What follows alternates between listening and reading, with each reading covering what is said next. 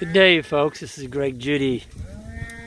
This is a beautiful, beautiful evening in January. I think we're at January 8th. And we've brought the cattle onto this farm and they're coming onto their first paddock. This hasn't been grazed for 60 days. Man, they look good. Cattle are all really happy. Some grazing that little piece over there before they come across the creek. But we've got them, there's about 293 head in here. And we've given them, this piece tonight's going to be about 1.5 acres. And it's good stockpile, folks. I mean, there's green clover out there. See the clover? It's all over. We're gonna get that. Man, look at that. That's tall clover there. But see, it's buried down in that fescue. So the fescue's kept it from freezing. It's kind of like putting a little tent over its head, so to speak. Yeah, here we go. Look at that. That's the red clover seed head. Boy, I mean, it's just nice and dry. Cattle are going to stomp a bunch of that on the ground. Look at the feed they've got here tonight. My God. So what we're doing, we're going to crank them down and tighten them up a little bit. We've estimated on this about 1.5 acres. There's probably the equivalent of, at least 6 big round bales unrolled in here. If you unrolled that much hay, first of all, 6 big round bales wouldn't cover this. But there's that much feed in here. There might be closer to 10. So what we're going to do, we're going to leave them here overnight, and in the morning we're going to go through this whole 260 plus a 43. There's 340 acres in front of us here, and we're going to go around it like this. And in January, that's typically when we get our colder weather.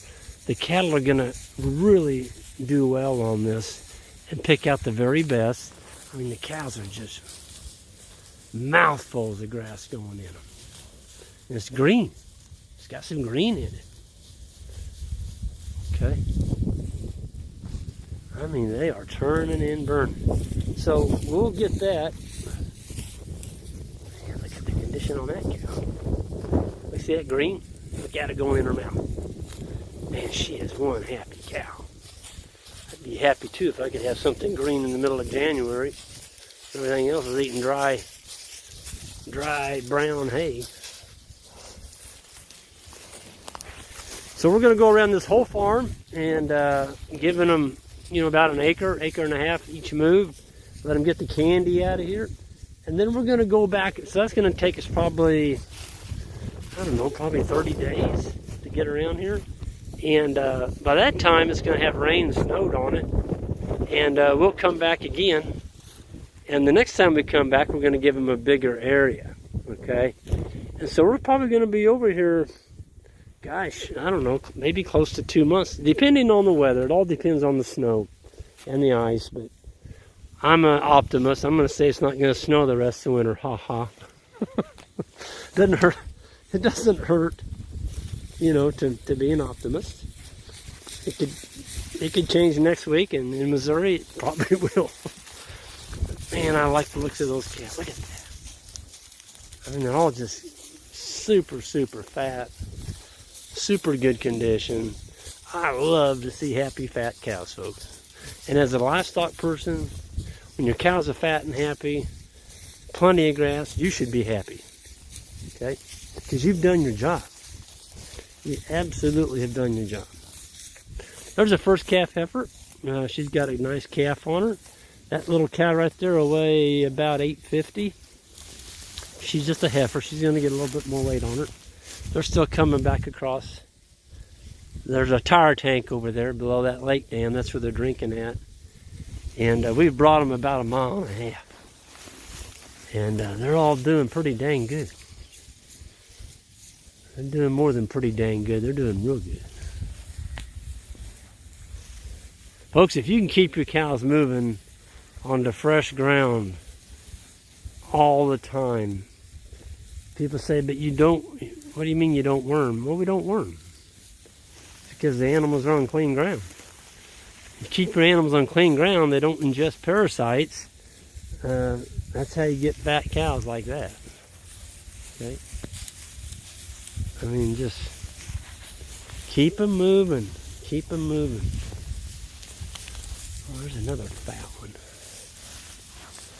This is a good, healthy little young bull here, 882. He'll be one that's going to be gracing somebody's herd next spring or summer. He's going to fill out and make a decent bull. But anyway, the cows, we've got quite a bit of the winter behind us. I mean, we're into the second week now of January, and we're still moving these cattle, not having to feed hay. We've got some hay for emergency up there on top of that hill, but if we don't need it, we ain't feeding it. We've got it setting up on the big post, and that's what we want. We keep the bales off the ground so they don't rot.